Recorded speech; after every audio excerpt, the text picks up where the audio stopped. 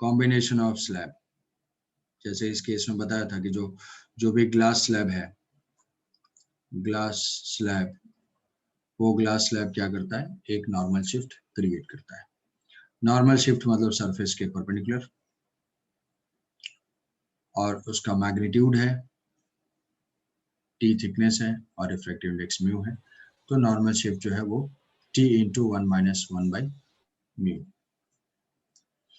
किस डायरेक्शन में होगा, इंसिडेंट रे की डायरेक्शन में, कि इंसिडेंट रे के डायरेक्शन में। ये ऑब्जेक्ट है तो यहाँ से ये ऐसे शिफ्ट होगी, ये होगी इसकी नॉर्मल शिफ्ट। ऑब्जेक्ट है, ये इसकी इमेज है और ये नॉर्मल शिफ्ट।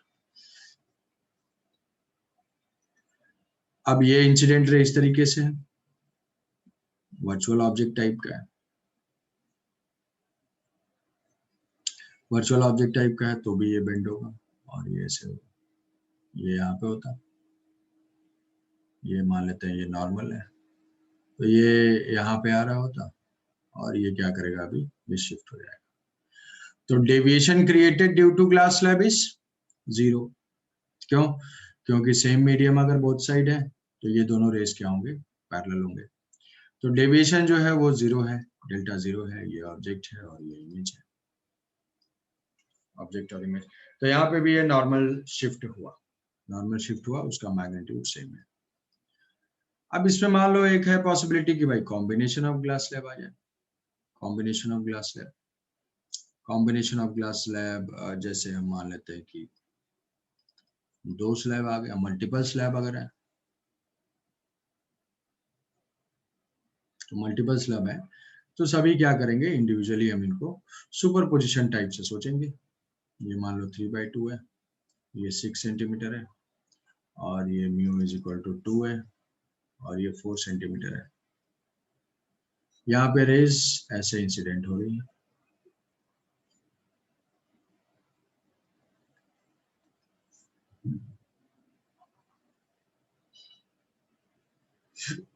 ये पॉइंट है और इसकी जो है डिस्टेंस यहाँ से टोटल 14 सेंटीमीटर है इस इंटरफेस से। तो हमें फाइंड करना, find the point of convergence of rays. Find point of convergence of rays. Sir individual निकल के ऐड करने से होगा सर? बस वही करना है, फाइंड प्रॉपर डायरेक्शन के साथ उनको ऐड कर देना है। Find point of convergence, convergence of rays. 18 पे होगा। तो कन्वर्जेंस ऑफ रेस, ये यहाँ से नॉर्मल शिफ्ट दोनों का ऐड कर देंगे। दोनों क्या करेंगे, इंसिडेंट रेस के डायरेक्शन में ही करेंगे। तो ये भी क्या होगा, इसी डायरेक्शन में, पॉजिटिव डायरेक्शन में, दूसरा भी पॉजिटिव डायरेक्शन में। तो normal shift due to slab 1, normal shift due to 1 is equal to 6 into 1-1/म्यू। तो ये हो जाएगा, म्यू होगा 3/2, तो ये आ जाएगा 2 सेंटीमीटर। वाई शिफ्ट जो दूसरा क्रिएट करेगा वो t इंटू 1-1/म्यू, तो ये हो जाएगा 2 सेंटीमीटर। तो दोनों नॉर्मल शिफ्ट क्या करेंगे, ऐड कर देंगे। तो ये यहाँ से कहीं इधर से ना होता हुआ फाइनली इधर कहीं पे कन्वर्ज करेंगे। तो कंपोजिट ऐसे होंगे स्लैब, कंबाइंड अगर होंगे तो सबके नॉर्मल शिफ्ट को 2 से रेज पास करेगी तो दोनों शिफ्ट कर देंगे। तो net shift, net shift is 4 centimetre. 4 centimetre. तो पॉइंट ऑफ कन्वर्जेंस यहाँ से ये शिफ्ट हो जाएगा, यहाँ पे एक्स्ट्रा 4 सेंटीमीटर।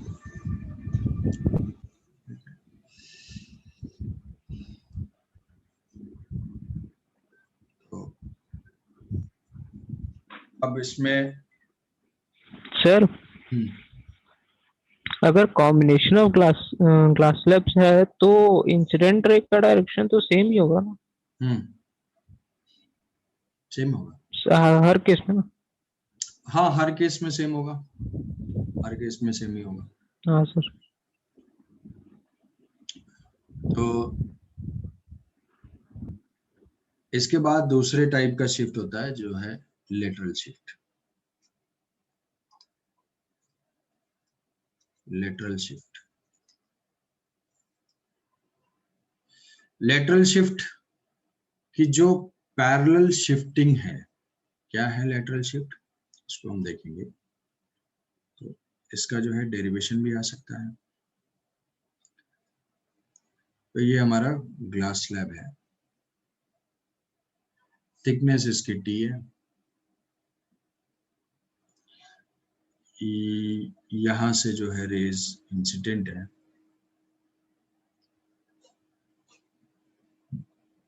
कुछ एंगल ऑफ इंसिडेंस है, ये एंगल ऑफ रिफ्रैक्शन हो जाएगा, और फाइनली ये हो जाएगी इमर्जेंट। तो ये अगर आई है तो ये भी आई ही होगा। तो इसको अगर हम एक्सटेंड करेंगे तो ये जो शिफ्ट है इंसिडेंट और रिफ्रैक्टेड रे, ये जो शिफ्ट है लाइन से जो शिफ्ट हो गया, इसको हम बोलते हैं लेटरल शिफ्ट। ये दोनों इंसिडेंट रेज और रिफ्रैक्टेड रेज में कितना शिफ्ट हुआ, दोनों में सेपरेशन क्या है, perpendicular distance is called lateral shift. Perpendicular distance between the incident ray and refracted रे इज कॉल्ड लेटरल शिफ्ट। तो ये हमें कैलकुलेट करना है in terms of given parameter. तो एंगल ऑफ इंसिडेंस अगर गिवन है यहाँ पे, तो ये हो जाएगा एंगल ऑफ रिफ्रैक्शन। तब इसको फाइंड करने के लिए थोड़ा ये कंस्ट्रक्शन करेंगे ऐसे, और दो ट्राइंगल फॉर्म होंगे। एक जो है ये ट्राइंगल O है, A B है, और एक ये C है। तो एक ट्राइंगल ये है और दूसरा ट्राइंगल ये है। तो ये दोनों ट्राइंगल बना लेते हैं। ये जो है OAB है और दूसरा ट्राइंगल OBC है।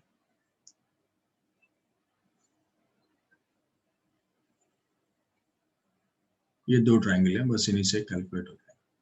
OBC एक ये ट्राइंगल है और एक ये ट्राइंगल है। लेटरल शिफ्ट क्या है, लेटरल शिफ्ट OA है, यही है लेटरल शिफ्ट। OA जो है वो लेटरल शिफ्ट है। अब अगर इस ट्राइंगल में देखते हैं, इस ट्राइंगल में OBC में, अगर OBC में देखते हैं तो ये एंगल कितना है, BOC का जो एंगल है वो एंगल ऑफ रिफ्रैक्शन है, R है। तो ये जो है R है, और ये जो थिकनेस है OC क्या है, OC जो है वो T है, थिकनेस है। OC इसकी थिकनेस है। तो इस ट्राइंगल में OB कॉमन है, दोनों ट्राइंगल में OB कॉमन है। तो T नोन है, तो हम क्या करेंगे, OB फाइंड करेंगे।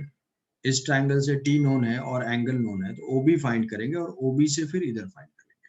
इसके लिए एक और एंगल नोन होना चाहिए। तो क्या ये एंगल बता सकते हो कितना होगा, ये एंगल, ये हमने इसी लाइन को एक्सटेंड किया है। तो ये जो अरे नहीं नहीं नहीं, R तो ये है, R ये है, I minus R. I minus R, I minus R। Total angle क्या है, टोटल एंगल है I। तो ये एंगल क्या हो जाएगा, I minus R। OBA is equal to I minus R, I minus R।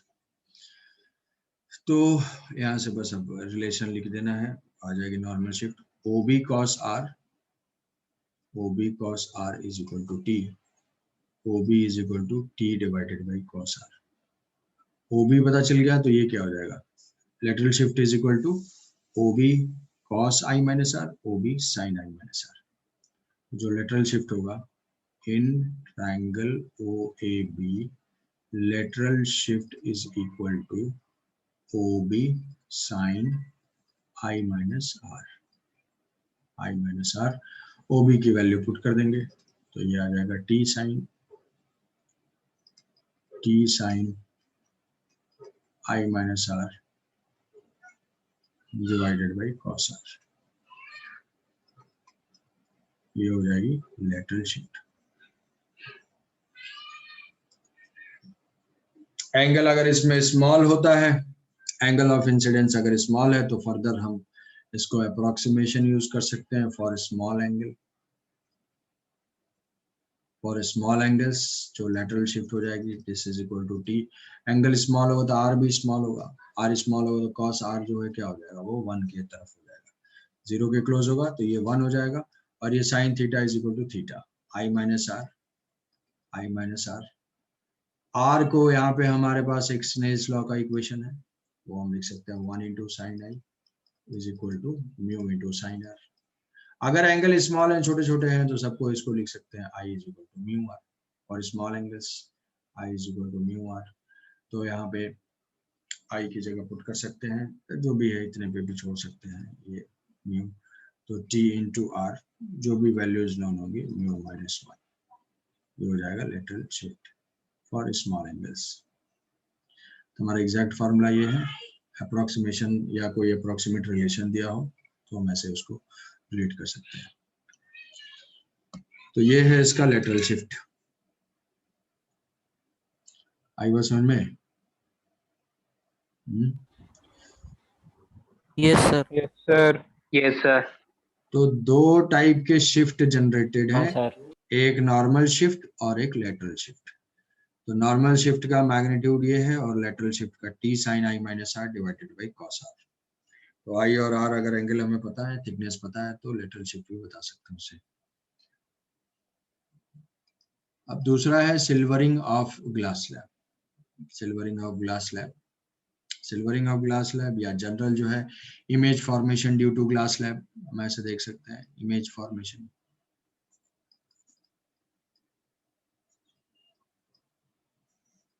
तो इमेज फॉर्मेशन में जैसे मान लो कि एक क्वेश्चन ये है, एक क्वेश्चन है इसमें,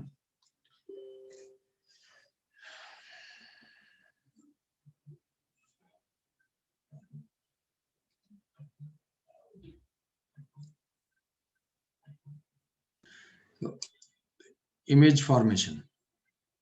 तो इमेज फॉर्मेशन के लिए मान लिया कि यहां से ये कॉनकेव मिरर है और यहाँ पे ऑब्जेक्ट है,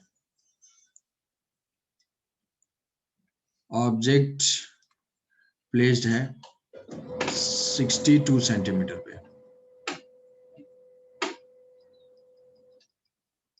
ऑब्जेक्ट प्लेस्ड है यहाँ से 62 सेंटीमीटर पे,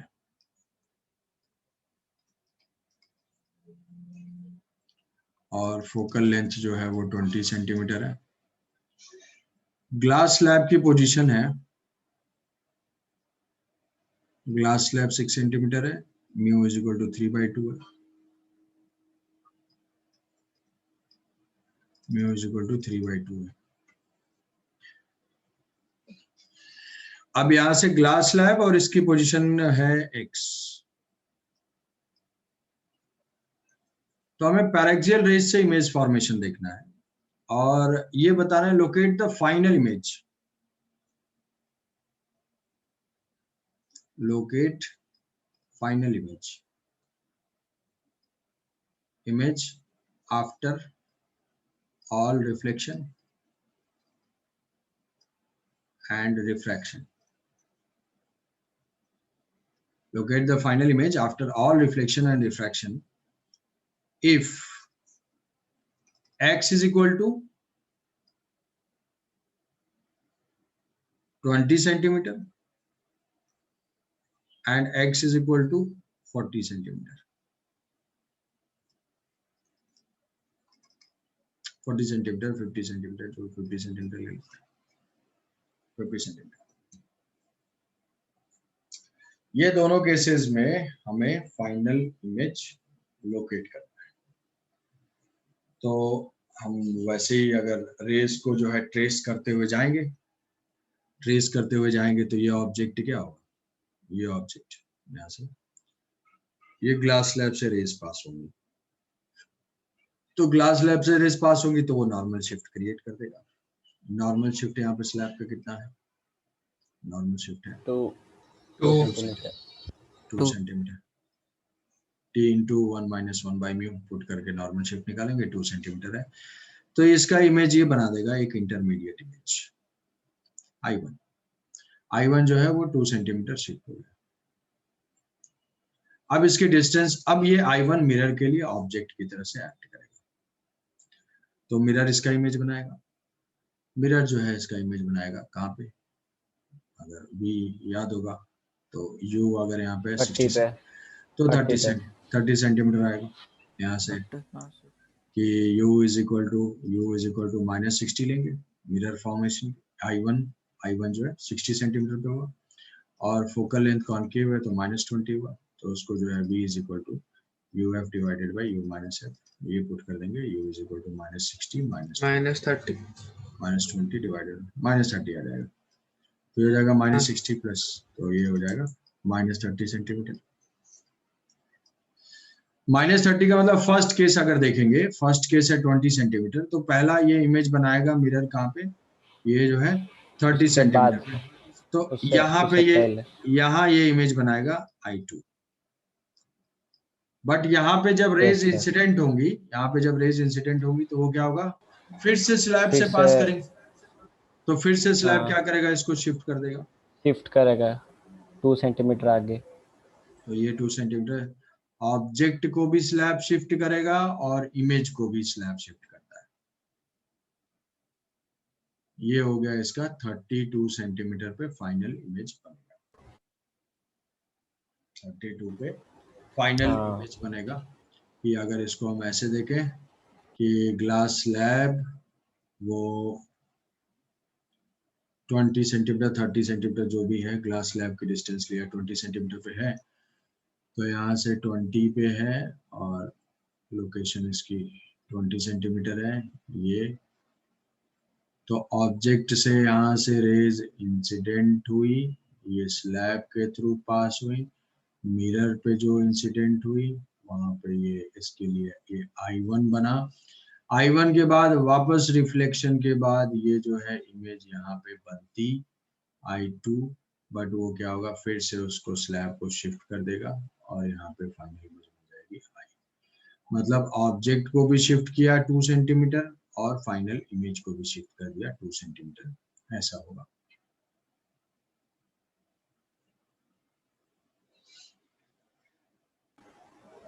तो 40 yes, sir। सेंटीमीटर में 50 सेंटीमीटर अगर होगा तो क्या आंसर होगा, 30 होगा। 50। ये चीज समझ पा रहे हो कि अगर 30 होगा 50 ना? सेंटीमीटर होगा तो 30 सेंटीमीटर आंसर होगा। Yes sir. हाँ, तो उसके लिए क्या होगा, सर ठीक है, क्लियरली जो है उसको सोच पा रहे हो सब कुछ विजुअलाइजेशन के साथ, कि फाइनल इमेज कहाँ पे फॉर्म होगा, 30 पे। क्यों, क्योंकि ग्लास स्लैब तो उसके बाद प्लेस्ड है, ग्लास स्लैब उसके बाद प्लेस्ड है, यहाँ से ऑब्जेक्ट कहीं प्लेस्ड है, ऑब्जेक्ट से जो ये गया यहाँ से बेंड हुआ, बेंड होने के बाद इस मिरर पे इंसिडेंट होने से पहले नॉर्मल शिफ्ट हो गई, ये हो गया I1, इस मिरर पे इंसिडेंट हुआ, मिरर ने इमेज बना दिया यहाँ पे 30 पे, और उसके बाद क्या रेज वहां पे रुक जाएंगी, वहां पे रेज रुकेगी नहीं, उसके बाद हर केस में कभी भी ऑब्जेक्ट और इमेज के बीच में है, तो after all reflection and refraction, अगर सिर्फ तुमसे इतना पूछा जाता कि भाई मिरर के रिफ्लेक्शन के बाद बताओ मुझे कहाँ पे इमेज फॉर्म हो रहा है, तब बताया जा सकता था कि हाँ भाई 30 सेंटीमीटर पे है। बट फाइनल इमेज हमें कंसीडर करना है, फाइनल इमेज ऑब्जर्वर तक जो होगा वो फाइनल रेज पहुंच रही होगी। अब कहोगे ऑब्जर्वर यहीं बैठा होगा, तो ये जो है पैराक्सियल रेज की हम लोग बात कर रहे हैं, तो ऐसा नहीं है कि ये छूट के यहाँ से निकल जाएगा तो उसको ये दिखाई देगा, ऐसा कुछ नहीं, सब कुछ बिल्कुल हाँ, क्लोज है।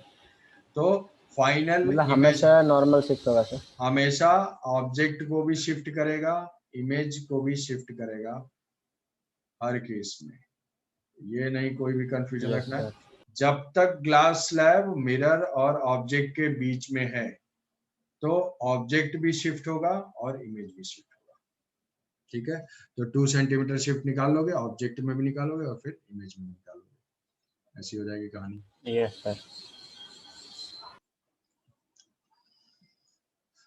तो सर समझ गए, 50 पे भी होगा तो भी शिफ्टिंग, 50 पे होगा तो भी शिफ्टिंग, कि पहले इमेज फॉर्म होने के बाद शिफ्टिंग होगी, यहाँ पे इमेज फॉर्म होने से पहले शिफ्टिंग होगी।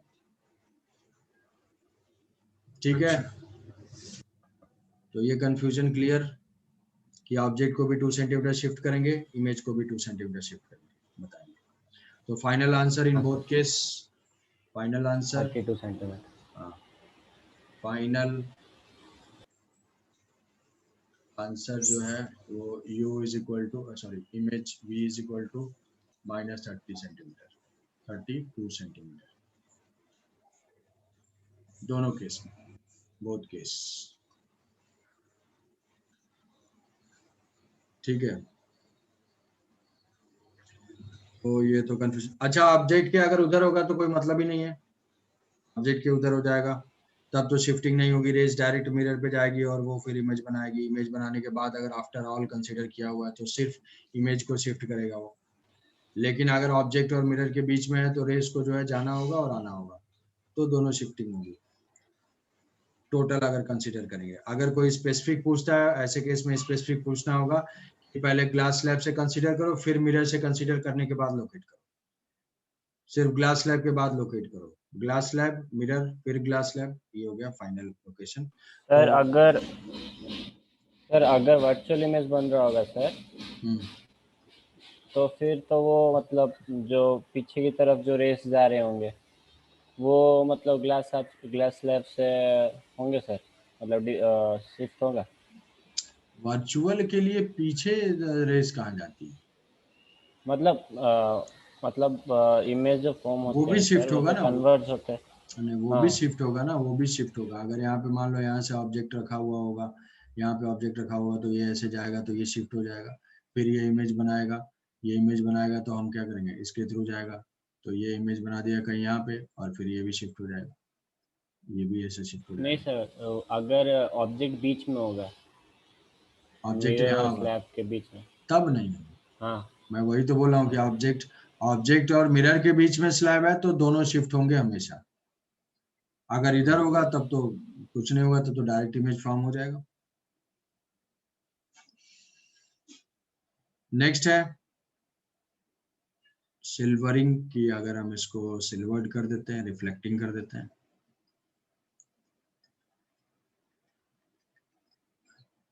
रिफ्लेक्टिंग कर देते हैं, तो रिफ्लेक्टिंग करने से इसको हम जैसे मान लो कि ये 6 सेंटीमीटर का है, 6 सेंटीमीटर है and mu is equal to 3/2 है, म्यू इज इक्वल टू 3/2 है, ऑब्जेक्ट यहाँ पे है, ऑब्जेक्ट यहाँ से 10 सेंटीमीटर पे है, 10 सेंटीमीटर पे ऑब्जेक्ट है। हमें बताना है कि भाई फाइनल इमेज कहाँ पे है, फाइनल इमेज की लोकेशन बतानी है।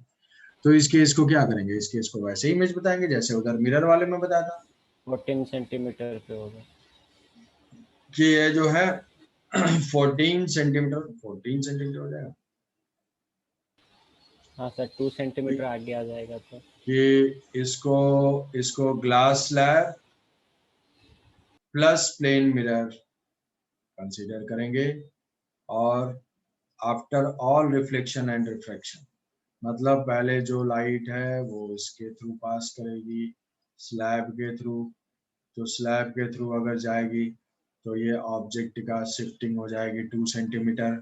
यहाँ पे नॉर्मल शिफ्ट क्या है, t इंटू 1-1/μ, तो ये हो जाएगा जो भी है 2 सेंटीमीटर आएगा। तो ये ऑब्जेक्ट ग्लास स्लैब क्या करेगा, शिफ्ट कर दिया I1 यहाँ से कितने पे हो गया 8 पे और ये 6 पे, तो ये हो गया 14 सेंटीमीटर।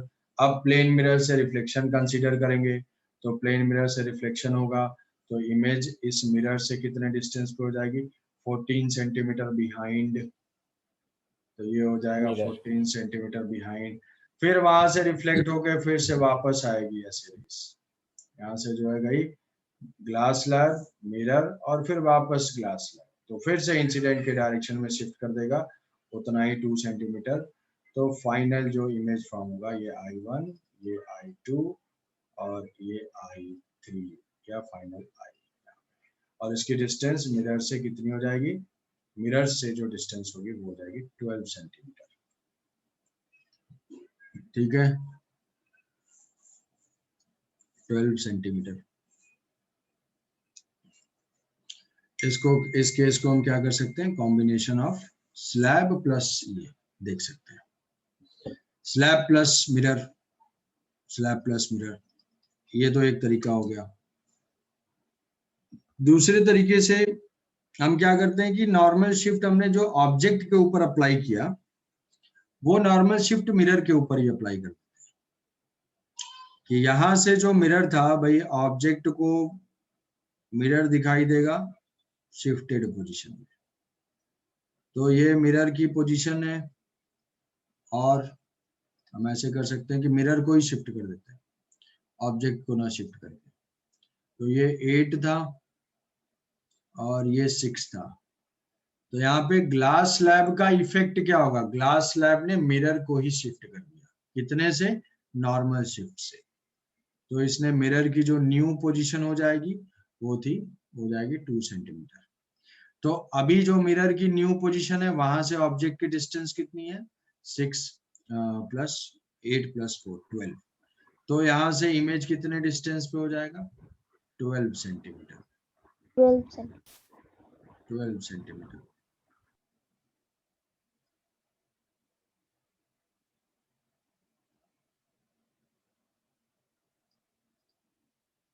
ट्वेल्व सेंटीमीटर पे। तो ओल्ड पोजीशन से, ओल्ड वाले मिरर से कितने डिस्टेंस हो जाएगी, ये हो जाएगा 10 सेंटीमीटर, 10 सेंटीमीटर। अरे ओफ, सर वो ये 10 10 है, होगा ना सर? ये 10 है, ये तो कहूँ कि मैच को नहीं कर रहा है। ये 10 सेंटीमीटर पे लोकेटेड है ऑब्जेक्ट, जो है ऑब्जेक्ट की डिस्टेंस 10 सेंटीमीटर लिया हुआ है यहाँ से, ओरिजिनल 10 सेंटीमीटर पे लोकेटेड है, तो यहाँ से ऑब्जेक्ट की डिस्टेंस 10 है। तो इसमें हमने मिरर को शिफ्ट कर दिया, मिरर को नॉर्मल शिफ्ट के बराबर शिफ्ट किया, तो ये अभी हो जाएगा यहाँ से 4, तो टोटल डिस्टेंस कितनी हो जाएगी, 14 सेंटीमीटर। तो न्यू पोजीशन ऑफ मिरर से पोजीशन हो गई 14 सेंटीमीटर, तो इमेज यहीं से बिहाइंड बनेगा, कहाँ पे, यहाँ पे 14 सेंटीमीटर पे ही, 14 सेंटीमीटर। तो ये न्यू पोजीशन से है, हमारे प्लेन मिरर की जो लोकेशन थी वहां से कितना बिहाइंड होगा, वहां से ये जो है 12 सेंटीमीटर बिहाइंड, 12 सेंटीमीटर पे फाइनल इमेज होगा, समझे। इससे डायरेक्ट हो जाएगा। हाँ सर। तो यहाँ पे हम ऑब्जेक्ट को भी शिफ्ट करके देख सकते हैं और मिरर को भी शिफ्ट करके देख सकते हैं, ठीक है।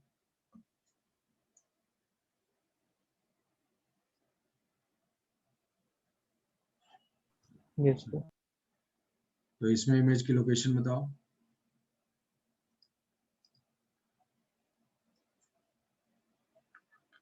इसमें जो है इमेज की लोकेशन, अगर हम ऐसे लेते हैं कि ऑब्जेक्ट प्लेस्ड है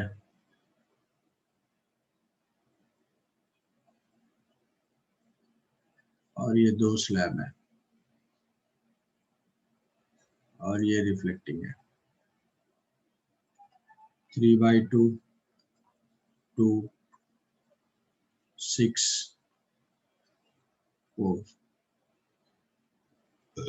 object is 10 centimetre, object is at 10 centimetre. So locate image, locate final image. Sir, 14 cm behind the mirror. 14,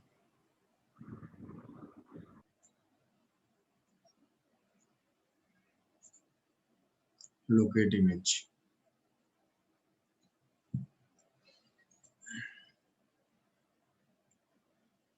twelve centimetre